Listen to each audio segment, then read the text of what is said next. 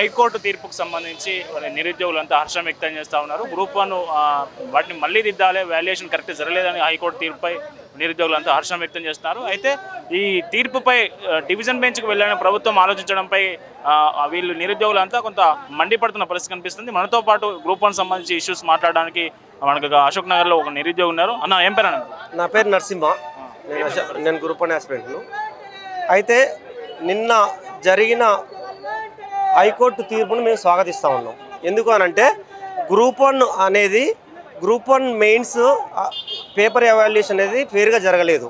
ఇది హైకోర్టు ఏం చెప్పింది అనంటే ఫేర్ ఎవాల్యుయేషన్ జరగలేదు కాబట్టి మీరు మళ్ళీ రీవాల్యుయేషన్ చేయండి, లేకుంటే లేని పక్షంలో ఎగ్జామ్ పెట్టని చెప్పింది. మేము నిజంగా ఒక ఆస్పిరెంట్గా ఇది స్వాగతిస్తూ ఉన్నాం. అయితే మా డిమాండ్ ఏంటి అనంటే ఈ ఎగ్జాము 2022లో ప్లిమ్స్ అయ్యింది. 2022లో ఒక నోటిఫికేషన్ వచ్చింది, అది జీవో 55 తోటి వచ్చింది.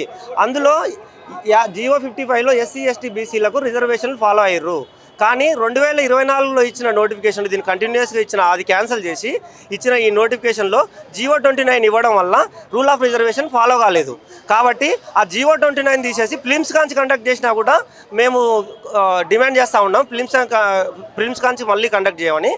At the same time high court ఇచ్చిన ఈ తీర్పును మేము స్వాగతిస్తున్నాం. వాళ్ళు డివిజన్ బెంచ్కి వెళ్తారని చూస్తూ ఉన్నారు. మీరు కూడా డివిజన్ బెంచ్కి వెళ్ళే పరిస్థితి ఉందా లేదా? మరి ఎట్లా వాళ్ళు డివిజన్ బెంచ్కి వెళ్తూ ఉన్నది గవర్నమెంట్? డివిజన్ బెంచ్లోకి వెళ్ళినా కూడా మాకైతే ఖచ్చితంగా న్యాయం జరుగుతుందని మేము ఆశిస్తూ ఉన్నాం. ఎందుకనంటే ఈ సింగిల్ బెంచ్లో ఇది పేపర్ ఎవాల్యుయేషన్ పర్ఫెక్ట్గా జరగలేదు. ఎందుకంటే 8,000 మంది తెలుగు మీడియం అభ్యర్థులు రాస్తే 54 మంది మాత్రమే మెయిన్స్లో సెలెక్ట్ అయ్యారు. అట్ ద సేమ్ టైం 12,000 మంది ఇంగ్లీష్ మీడియం వాళ్ళు రాస్తే నీకు 550 మంది సెలెక్ట్ అయ్యారు, 510 మంది సెలెక్ట్ అయ్యారు. కాబట్టి ఇందులో ఫేర్ ఎవాల్యుయేషన్ జరగలేదు. కాబట్టి మేమేమంటున్నాం అంటే ఆ ఫేర్ ఎవాల్యుయేషన్ జరగలేదు కాబట్టి మేము కోర్టుకి వెళ్ళినాము. ఆ కోర్టు మాకు నిన్న వెర్డిక్ట్ ఏమిచ్చిందనంటే ఖచ్చితంగా ఇది ఫేర్ రివాల్యుయేషన్ చేయాలి, లేని పక్షంలో ఎగ్జామ్ కండక్ట్ చేయమని చెప్పింది. అందుకనే మేము దాన్ని కోరుకుంటా ఉంటాం. నిరుద్యోగులు మీరంతా హైకోర్టు, మీరు కూడా డివిజన్ బెంచ్కి వెళ్ళి ప్రభుత్వంతో పోరాడే పరిస్థితి ఉంటుందా? ఎట్లా? మేము ఖచ్చితంగా ఇన్ని రోజుల నుంచి ప్రభుత్వంతోనే పోరాడుతూ ఉన్నాం. మేము అన్ని పొలిటికల్ పార్టీల వాళ్ళతోటి మేము కోరిలేట్ అయ్యి వీళ్ళందరితోటి మాకు ఇప్పుడు మొన్న జీవో 29 అప్పుడు బండి సంజయ్ గారు కానీ, అట్ ద సేమ్ టైం మాకు జీవో 55 అప్పుడు మన కేటీఆర్ గారు, వీళ్ళందరూ మాకు సపోర్ట్ చేశారు. కాబట్టి మేము ఖచ్చితంగా వాళ్ళ సపోర్ట్ తీసుకునైనా మేము పోరాడుతూనే ఉంటాం. ఎందుకంటే డివిజన్ బెంచ్ పోయినా, సుప్రీంకోర్టు పోయినా, ఎక్కడికి పోయినా కూడా మేమైతే ఈ పోరాటం ఆపము. ఎందుకంటే ఇందులో న్యాయం ఉంది. వాళ్ళు ఫేర్ ఎవాల్యుయేషన్ చేయలేదు కాబట్టి, ఆ ఫేర్ ఎవాల్యుయేషన్ చేయలేదు కాబట్టి మేము సెలెక్ట్ అవ్వలేదు. అందుకనే మేము ఇందులో న్యాయం ఉంది కాబట్టి మేము డివిజన్ బెంచ్కైనా పోతాం, సుప్రీంకోర్టుకైనా పోతాం ఖచ్చితంగా. టీఎస్పీఎస్సీలో ప్రశ్నపత్రాలు లీక్ తర్వాత ప్రక్షాళన చేసినాం, టీఎస్పీఎస్సీని కొత్తగా అంతా నియమించడం చెప్పినాక కూడా ఇట్లాంటి పరిస్థితి ఎందుకు వచ్చింది? అంటే వాళ్ళు ప్రక్షాళన చేసినామని చెప్పేసి పేపర్ మీదకే చెప్తున్నారు, కానీ వాళ్ళు నిజంగా చిత్తశుద్ధితో చేయట్లేదు. ఎందుకంటే టీఎస్పీఎస్సీ చిత్తశుద్ధి ఉంటే ఖచ్చితంగా ప్రక్షాళన చేసి నీకు అది రిజల్ట్ రూపంలో చూపెట్టాలి. కానీ మళ్ళీ మొదటికి వచ్చింది కదా, నీకు 2024లో నీకు రీనోటిఫికేషన్ చేయాల్సిన అవసరం లేదు. కానీ మళ్ళీ ప్రక్షాళన చేసినామని చెప్పిన పబ్లిక్ సర్వీస్ కమిషన్లో మళ్ళీ ఎగ్జామ్ పెట్టమని ఎందుకంటది? ప్రక్షాళన చేస్తే అనదు. కాబట్టి వీళ్ళు ప్రక్షాళన అనేది ఓన్లీ ఉత్తుత్తి మాటలే తప్ప మిగతా ప్రక్షాళన అయితే చేయలేదని మేము అనుకుంటున్నాం. Thank you. ఏం లేదు, ఏదైతే మనము గతంలో జరిగిన ఎగ్జామ్స్ కోసం మొత్తము 2024లో 29,093 మంది సెలెక్ట్ కావడం జరిగింది. అక్టోబర్ 24, 2024లో జరిగింది ఈ ఎగ్జామ్. దీనికి కేవలం తెలుగు మీడియం వారు 563 పోస్టులో 9% ఎంపిక కావడం జరిగింది.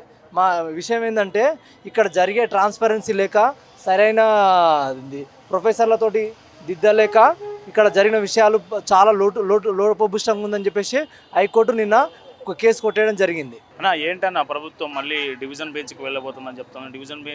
డివిజన్ బెంచ్లో కూడా వాళ్ళ ఫేవర్ రాకపోతే సుప్రీంకోర్టు కూడా వరకు వెళ్ళే అవకాశాలు ఉన్నాయని చర్చ జరుగుతూ ఉంది. మీరు నిరుద్యోగులు ఏం చేయబోతున్నారు, ఏంటి? అన్న, ఈ ప్రభుత్వానికి చిత్తశుద్ధి ఉంటే మేము నిరుద్యోగుల వల్లనే మా రాష్ట్ర ప్రభుత్వం వచ్చి ఈ రాష్ట్ర ప్రభుత్వాన్ని సాధించుకున్న విషయం పదే కాంగ్రెస్ పార్టీ చెప్తా ఉంది కదా. అదేవిధంగా గత ప్రభుత్వాన్ని మార్చడంలోనూ కూడా ఈ నిరుద్యోగులే ముఖ్య పాత్ర పోషించారన్న విషయం యావత్ తెలంగాణ ప్రజలకు, యావత్ భారతదేశ ప్రజలకు కూడా తెలుసు. కాబట్టి ఈ రాష్ట్ర ప్రభుత్వానికి నిరుద్యోగులపైన చిత్తశుద్ధి ఉంటే డివిజనల్ బెంచ్కి పోకుండా మళ్ళా ప్రిలిమ్స్ నుంచి రీ ఎగ్జామ్ పెట్టి ఈ విద్యార్థులను న్యాయం చేయాలి. అదేవిధంగా జీవో నెంబర్ 29 కూడా రద్దు చేసేసి ఈ ప్రభుత్వాన్ని ఎగ్జామ్ నిర్వహించి పేద ప్రజల బిడ్డల పిల్లలైన ఎస్సీ, ఎస్టీ, బీసీ, ఈడబ్ల్యూఎస్ రిజర్వేషన్లు కూడా వర్తింపజేసే విధంగా ఈ రాష్ట్ర ప్రభుత్వం కూడా ముందుకెళ్లాలనేసి ఈ రాష్ట్ర ప్రభుత్వానికి మేము డిమాండ్ చేస్తా ఉన్నాం. నిరుద్యోగులపైన కానీ పేద ప్రజలపైన కానీ మా కాంగ్రెస్ ప్రభుత్వానికి చిత్తశుద్ధి ఉంది అని ఈ ప్రభుత్వం అనుకుంటే బరాబర్గా డివిజనల్ బెంచ్కి పోకుండా సుప్రీంకోర్టు దాకా పోకుండా వాళ్ళ చిత్తశుద్ధిని చూపించాలనేసి ఈ ప్రభుత్వానికి డిమాండ్ చేస్తా ఉన్నాం. అదేవిధంగా గత ప్రభుత్వంలో టీజీపీఎస్ని మేము ప్రక్షాళన చేసినామన్నారు. మరి ఇదే మీ ప్రభుత్వం మళ్ళీ టీజీపీఎస్ ద్వారానే ఇదే గ్రూప్ 1 ఎగ్జామ్ నిర్వహించారు. మరి ఇదే అవకతవకలు ఏ విధంగా జరిగినాయి, ఈ పరీక్షా విధానం ఏ విధంగా నిర్వహించారు, మీరు పేపర్ వాల్యుయేషన్ ఏ విధంగా కరెక్షన్ చేయలేకపోయారు, ఒక డిగ్రీ క్యాండిడేట్లను తీసుకొచ్చి ఇంగ్లీష్ మీడియం పేపర్లను ఇష్టం వచ్చినట్టు మీరు కరెక్షన్ చేపించి ఇవాళ తెలంగాణలో నిరుద్యోగుల పట్ల మీరు ఎటువంటి ముందుకు వెళ్ళాలని చెప్పేసి వాళ్ళ దృష్టిని ఏ విధంగా మీరు వాళ్ళ పట్ల నిజాయితీని ఏ విధంగా చూపించాలనేసి అనుకుంటున్నారనేసి ఈ ప్రభుత్వానికి మేము డిమాండ్ చేస్తాం.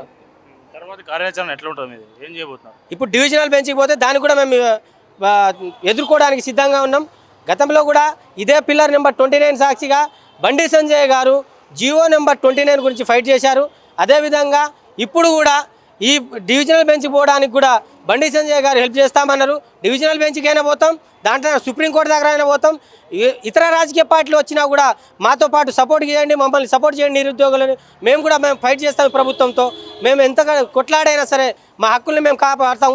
అదేవిధంగా మాకు కూడా మీ సహకారం ఉండాలనేసి ఈ రాష్ట్ర ప్రభుత్వాన్ని కోరుతా ఉన్నాం. అదేవిధంగా స్పెషల్గా భారతీయ జనతా పార్టీకి కూడా మేము శిరసా వచ్చి నమస్కరిస్తా ఉన్నాం బండి సంజయ్ గారికి. ఎందుకంటే మాకు జీవో నెంబర్ 29 గురించి కానీ అదేవిధంగా ఈ సంబంధించిన కేసు విషయంలో కానీ అనేకమైన లాయర్లను, అడ్వకేట్లను మాకు పెట్టి మాకెంతో న్యాయం చేకూరే విధంగా హెల్ప్ చేసినందుకు ప్రత్యేక ధన్యవాదాలు తెలియజేస్తా ఉన్నాం. ఈరోజు గ్రూప్ 1 పైన హైకోర్టు ఇచ్చిన తీర్పుని స్వాగతిస్తున్నాం. ఎందుకోసం అంటే ఈరోజు కాదు, ప్రిలిమ్స్ ఏ రోజైతే వచ్చింది కదా, ఆ ప్రిలిమ్స్ ఏ రోజైతే వచ్చినప్పటి నుండి కూడా, ప్రిలిమ్స్ నోటిఫికేషన్ వచ్చినప్పటి నుండి కూడా, గ్రూప్ 1 నోటిఫికేషన్ వచ్చినప్పటి నుండి కూడా మాకు దీనిపైన అనుమానాలు ఉన్నాయి. ఎందుకంటే ఏ జీవో ద్వారా రిలీజ్ చేసినా మాకు ఆ రోజు చెప్పలేదు. దాదాపు 8 నెలలు పబ్లిక్ డొమైన్లో లేకుండా జీవోని వాళ్ళ దగ్గర ఉంచుకున్నారు, పబ్లిక్ డొమైన్లో ఇవ్వలేదు. అప్పటికే ప్రిలిమ్స్ అయిపోయింది. అసలు జీవో ఏంటి అని తర్వాత మాకు తెలిస్తే, మేము ఆర్టీఐ ద్వారా తీసుకుంటే జీవో ఏంటి అని తెలిస్తే మేము నిర్గంతరపోయినాం. ఏంది ఆ జీవో అంటే, ఎస్సీ, ఎస్టీ, బీసీల పాలిట రిజర్వేషన్ పాటించకుండా ఎస్సీ, ఎస్టీ, బీసీల పాలిట ఈ నల్ల జీవోని రద్దు చేయాలని చెప్పేసి ఆ రోజు నుంచి కూడా కోరుతా ఉన్నాం. ఆ రకంగా మేము ఇబ్బంది పడ్డాం. ఆ రకంగా ఇబ్బంది పడుతున్నారు. ధర్నాలు, రాస్తారోకాలు చేస్తే అశోక్నగర్ చుట్టూ వేల మంది పోలీసులను పెట్టి మా ఈపులు అలగొట్టిండ్రు. మమ్మల్ని మా పైన రాజహింసకు పాల్పడిన పాపన ఉంది. ఆ తర్వాత ఏం జరిగింది, అట్లా జరిగిందే పోనీ 4-5 రోజుల ముందు మేము ఈ రకంగా ధర్నాలు చేస్తున్నాం. మెయిన్స్ కన్నా ముందు ధర్నాలు చేస్తున్నాం, రాసరోకలు చేస్తుంటే కనీసం పట్టించుకున్న పాపన పోలేదు. అప్పుడు మాకు అనుమానం వచ్చింది, ఏదో చేస్తున్నారు, ఏదో జరుగుతుంది టీజీపీఎస్లో. ఇన్ని ధర్నాలు చేసినా, గత ప్రభుత్వాలకు చిన్న ధర్నాలు చేసినా కూడా వాయిదా చేస్తుండ్రి, లేకపోతే ఆ జీవనాన్ని రద్దు చేస్తుండ్రి. కానీ ఇప్పుడు ఇది ఏదో జరిగిందని చెప్పేసి మళ్ళీ మాకు అనిపించింది. పోనీ అట్లోనో ఇలానో మెయిన్స్ రాసినాం. మెయిన్స్ రాసిన తర్వాత ఆ ఎవల్యూషన్ ప్రాసెస్ ఏదైతే ఉంది కదా, ఆ కరెక్షన్ ప్రాసెస్ ఏదైతే ఉంది కదా, అది తప్పులు తడకగా జరిగింది అనేది కూడా మళ్ళీ మాకు అనుమానం వచ్చింది. తప్పుల తడకగా జరిగిందని అనుమానం వచ్చి ఎవరితో కరెక్షన్ చేయించిండ్రు, ప్రైవేట్ ఇన్స్టిట్యూట్లో పనిచేసే వాళ్ళతో కరెక్షన్ చేయించిండ్రు, జూనియర్ లెక్చరర్లతో కరెక్షన్ చేయించిండ్రు, డిగ్రీ లెక్చరర్లతో కరెక్షన్ చేయించిండ్రు. అందులో కొంత క్వాలిఫైడ్ పర్సన్స్ ఉండొచ్చు, మిగతా వాళ్ళు కూడా అన్క్వాలిఫైడ్ పర్సన్స్ ఉన్నారు, చాలామంది అన్క్వాలిఫైడ్ పర్సన్స్ ఉన్నారు.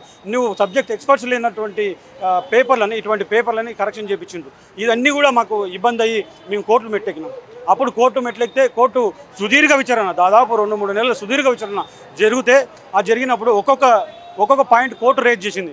మీరు సీల్డ్ కవర్లో బ్లూ ప్రింట్ తెచ్చియండి అంటే ఒకసారి బ్లూ ప్రింట్ ఇచ్చినామంటారు, ఇంకోసారి బ్లూ ప్రింట్ లేదంటారు. ఆ తర్వాత ఏ బ్లూ ప్రింట్ ఉంది, తెలుగులో ఉందా, హిందీలో ఉందా, ఉర్దూలో ఉందా, ఇంగ్లీష్లో ఉందంటే ఓన్లీ ఇంగ్లీష్లో మాత్రమే ఉంది మాతో బ్లూ ప్రింట్ అంటారు. అంటే ఈ రకంగా ఒక్కొక్క దగ్గర ఒక్కొక్క రకం. తెలుగులో రాసిన వాళ్ళకి మనకి ఎందుకు అన్యాయం జరిగిందంటే, తెలంగాణది తెలుగే కాదు, తెలుగు అనేది కృష్ణ గుంటూరు తెలుగు అంటారు. అంటే ఈ రకంగా తెలంగాణ యాస పైన దాడి జరిగింది. ఒక గ్రూప్ ఇది కాదు, దాడి జరిగింది తెలంగాణ యాస పైన, తెలంగాణ భాష పైన, తెలంగాణ అస్తిత్వం పైన, తెలంగాణ విధానం పైన దాడి జరిగినటువంటి పాపన ఈరోజు కనబడుతుంది.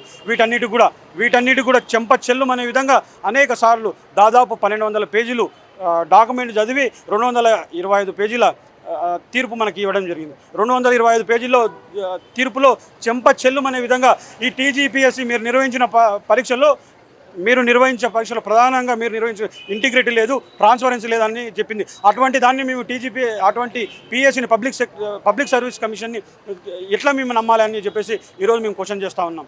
ఈరోజు కోర్టు చెప్పింది కాబట్టి ఇది చేస్తున్నారు. మేము ఏమైనా మాట్లాడితే బీఆర్ఎస్ ఏజెంట్లు మేమైనా మాట్లాడితే ఇంకే ఈరోజు కోర్టు చెప్పింది, మరి కోర్టును కూడా అదే రకంగా మీరు అంటారా? ఒకసారి మీరు ఆలోచన చేసుకోవాల్సిన విషయం ఉంది. ఆ తర్వాత ఇంకా చివరిగా చెప్పాల్సింది ఏంటంటే, మీరు ప్రధానంగా డిమాండ్ ఇది ఇంత అయిపోయింది. మీరు ప్రిలిమ్స్ 29 జీవో రద్దు చేసి, ఇక్కడ ఉన్నారు చాలామంది పోలీస్ అన్నలు కూడా మాకు ఉన్నారు, వాళ్ళందరూ కూడా 29 జీవో రద్దు చేస్తే వాళ్ళకు కూడా ప్రిలిమ్స్లో వచ్చేది.